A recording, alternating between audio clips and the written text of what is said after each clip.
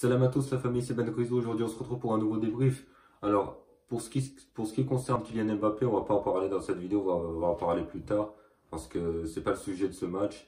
Mais en tout cas ce match-là, si on devrait résumer ce match globalement, sincèrement, le match dans sa globalité du Paris Saint-Germain, elle est pas bonne. Elle est pas bonne. Soit en première ou en deuxième mi-temps, mais surtout en deuxième mi-temps. En première mi-temps, c'était mieux que la deuxième parce qu'en première mi-temps, on voyait des joueurs du PSG, surtout Mbappé, on voyait plus Mbappé en attaque. Après, on a commencé à voir mieux Neymar. Mais après, jusqu'au penalty, on a réussi à en mener à 0 à la mi-temps. Mais en deuxième mi-temps, on ne s'est créé aucune occasion jusqu'à la 80, enfin, jusqu'à la 75e minute où on a commencé à attaquer un peu plus. Attaque, on voyait beaucoup plus Mbappé qui là, lui, il réclame de pas, il veut pas être pivot. Avant, il nous faisait chier. Il nous disait que oui, il voulait être attaquant de pointe. Là, maintenant, il veut plus être attaquant de pointe. Il se met sur le côté. On voit qu'il est largement meilleur sur le côté. Sur le côté, il faisait des différences. Il était à deux doigts d'ouvrir le score à un moment donné, de faire des passes. J'ai l'impression qu'en fait, en contre-attaque, on faisait les mauvais choix. On faisait les mauvais choix. On pouvait faire des meilleurs choix. On pouvait trouver des meilleures situations. Il y avait des moments où il y avait plus d'espace vers la gauche que vers la droite. On cherchait tout le temps l'endroit où il y avait le moins d'espace. Neymar, je le voyais pas beaucoup en première mi-temps. À part vers la fin de première mi-temps, où on le voyait un peu plus avec le coup franc. Sarabia, il a touché que 23 ballons, je crois, en 70 minutes. Lui, on l'a pas laissé, c'était un fantôme. La seule fois où je l'ai vu, c'est quand il a blessé Grimaldo, le latéral droit ou latéral gauche du Benfica. Et voilà, après Mbappé c'était le plus dangereux, c'est lui qui tire le penalty, il était obligé parce que avec tous les rumeurs comme quoi il voulait partir, euh, bah, qui ont été qui ont été confirmées par des médias mais qui ont été démentis par Luis Campos, donc après on n'en sait rien là-dessus sur ce truc, mais il était obligé de tirer le penalty de confirmer, voilà, je pensais, sincèrement, moi, je pensais il allait se faire siffler. Je pensais il allait se faire siffler au parc, finalement, il s'est pas fait siffler.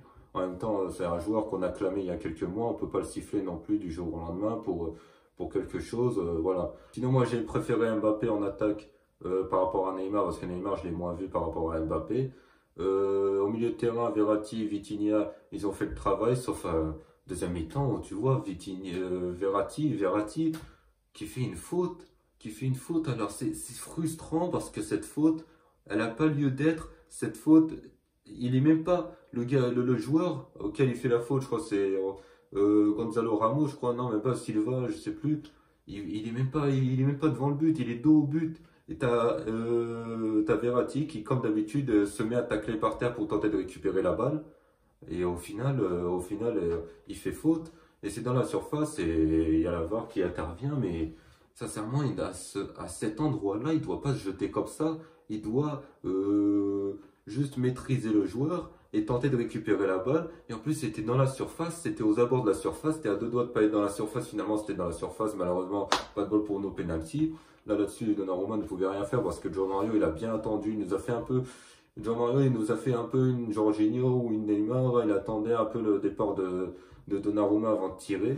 Dommage, on prend ce penalty alors que c'est un penalty bête parce que Verratti, normalement, ces fautes-là, il sait très bien qu'il ne doit pas les faire. En tout cas, sinon en défense, Danilo, j'ai incroyable. Danilo, impeccable. Défense centrale, de plus en plus bon, de plus en plus exceptionnel en défense. Ramos, il a été intéressant. À un moment donné, il fait une roulette.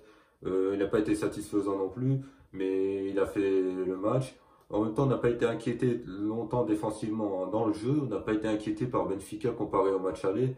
La seule fois où on a été inquiété, c'était là sur le penalty. Et puis voilà, on n'a pas été inquiété. On n'a pas trop inquiété non plus Benfica. On a plus eu d'occasions que Benfica, mais on sentait que c'était un match. En fait, c'était un match nul à ranger les deux équipes. Donc, les deux équipes, on sentait que les deux équipes ne se sont pas données à fond. Après, c'est pour ça qu'il y a eu peut-être ce match. Est-ce que les deux équipes se disaient qu'à un point, le Benfica était là pour prendre au moins un point. On l'a vu dans les dernières minutes où ils ont défendu à 10, ils ont défendu pour tenir le score. Le PSG n'était pas non plus dans l'obligation, surtout avec la défaite de la Juve qui nous met dans de bonnes positions pour se qualifier. On sait très bien qu'on va se qualifier, hein. Ils sont à 3 points. Ils ont perdu le match contre le Maccabi Haïfa, la Juve. Donc on sait qu'on va se qualifier. Il nous manque juste un point ou deux pour se qualifier. Après c'est bon. Ensuite, Neymar, sincèrement, j'ai retrouvé encore une fois, comme je l'ai dit dans mes dernières vidéos, le Neymar de la saison dernière qui tente d'en faire trop. Alors, il y a des moments, il faisait des sombreros, c'était incroyable. Mais à un moment donné, il faisait des dribbles et il se prenait des coups. Et à un moment donné, il a failli sortir même parce qu'il était blessé. Quelques jours face à l'Olympique de Marseille, c'est quand même inquiétant quand même voilà, faut pas prendre le risque. Moi, j'aurais préféré